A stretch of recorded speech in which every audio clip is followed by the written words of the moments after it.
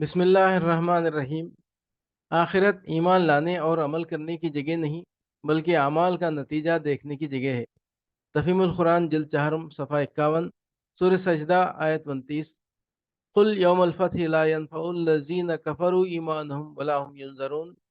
ان سے کہو فیصلے کے دن ایمان لانا ان لوگوں کے لیے کچھ بھی نافع نہ ہوگا جنہوں نے کفر کیا ہے اور پھر ان کو کوئی مہلت نہ ملے گی۔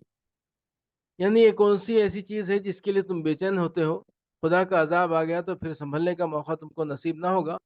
اس مہلت کو غنیمت جانو جو عذاب آنے سے پہلے تم کو ملی ہوئی ہے۔ عذاب سامنے دیکھ کر ایمان لاؤ گے تو کچھ حاصل نہ ہوگا۔ آخرت ایمان لانے اور عمل کرنے کی جگہ نہیں بلکہ اعمال کا نتیجہ دیکھنے کی جگہ ہے۔ تفہیم القرآن جلد چہارم صفحہ 213، سورہ سبا آیت 52۔ وقالوا آمنا به وَأَنَّا لَهُمُ التَّنَاوُشُ مِن مَّكَانٍ بَعِيدٍ۔ اس وقت یہ کہیں گے کہ ہم اس پر ایمان لے آئے، حالانکہ اب دور نکلی ہوئی چیز کہاں ہاتھ آ سکتی ہے۔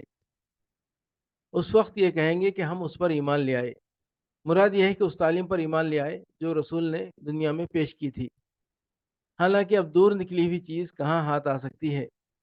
یعنی ایمان لانے کی جگہ تو دنیا تھی اور وہاں سے اب یہ بہت دور نکل آئے ہیں۔